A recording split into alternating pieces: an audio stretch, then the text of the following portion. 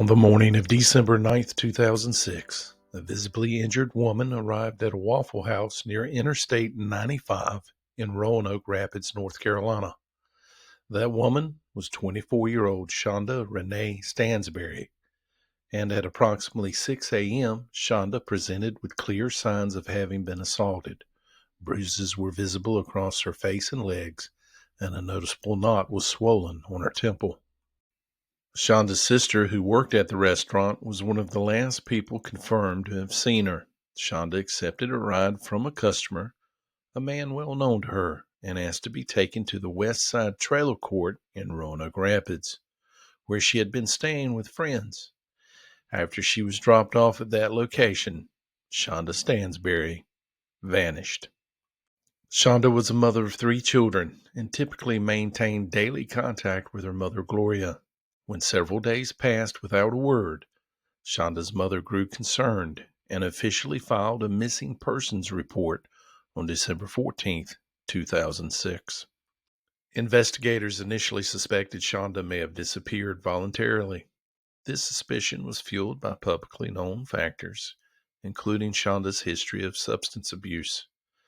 It's not uncommon for police in such cases to initially classify a disappearance as voluntary, particularly if a person is known to be transient or dealing with addiction. However, Shonda's family strongly refuted this idea, pointing to her consistent daily calls as evidence that something was indeed seriously wrong. Records later confirmed their fears. Shonda has not used her Social Security number or sought any public assistance anywhere in the United States since her disappearance, which strongly suggests foul play. An additional detail emerging from the initial timeline indicates that Shonda had been kicked out of the trailer park she was staying in on the very day she went missing. This raises a critical unanswered question for the investigators. Was the assault that Shonda sustained, which led her to the Waffle House, connected to her friends kicking her out, potentially over issues of drugs or money? It's highly likely that this immediate chain of events is central to her disappearance. Later that same day, December 14th, the day the missing report was filed, a dramatic and disturbing event occurred. At approximately 11:28, a woman contacted 911 to report seeing another woman being chased by 2 men near the woods off Highway 158, which happened to be behind a convenience store. The caller, who was so frightened she drove home before calling, also hung up prematurely. Investigators successfully traced the call and located the witness days later. The witness stated she was familiar with Shonda and was certain of her identity. The woman she saw was stark naked, screaming for help, and had blood dripping from her mouth. The witness provided detailed descriptions of the 2 men, both African American, with the first man being dark-complected, approximately 28 to 32 years old at the time. He would now be in his 40s, around 5'8" in height, stocky build with large muscular arms. He was wearing jeans, a white t-shirt, and a baseball cap, and may have been bald. The second man was light-complected, approximately 5'6" in height, medium build, and distinctive dreadlocks. He was wearing patched jeans, Timberland boots, and a brown, oversized button-down shirt. Despite the compelling nature of this testimony, investigators searched the area behind the convenience store and found no physical evidence, no footprints, no disturbed brush, and no clothing. Furthermore, convenience store employees advised they had not seen or heard anything from that night. The horrific nature of the witness sighting, a naked, bleeding woman being chased by 2 men, has led to significant speculation. Could it have been drug debt? The most common theory is that Shonda owed drug dealers money and that the beating and pursuit were a violent form of collection or punishment. Another theory suggests maybe prostitution. Given the lack of clothing and the context of substance abuse, some have speculated that the violence may have stemmed from a prostitution transaction gone wrong, though there's no public evidence to support Shonda being a prostitute on any level. And then another theory suggests, could it have been trafficking?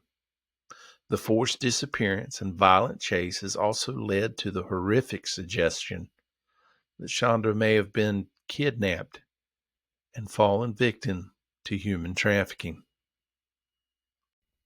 Despite the official case leading to dead ends and only highly speculative theories of trafficking or drug-related violence, there is an alternate, deeply personal theory that has persisted within the Stansbury family, offering a grim resolution to the mystery. According to family accounts, Shonda is believed to be deceased and located at the bottom of a well in Weldon, North Carolina. This theory, which circulates among relatives and was eventually shared on public forums by a supposed cousin, directly implicates her then boyfriend and one of his associates as her killers. Crucially, sources connected to the family and local law enforcement have corroborated that this was a known lead among the investigators. The same family source alleges that a warrant was never granted to search the land where the well was located. Furthermore, the cousin claims that the two alleged killers have since died due to drug-related causes, meaning that regardless of the truth of the claim, no justice would ever be served through the courts. This information, while entirely unsubstantiated by official public records or confirmed evidence, provides a specific tragic context for Shonda's disappearance.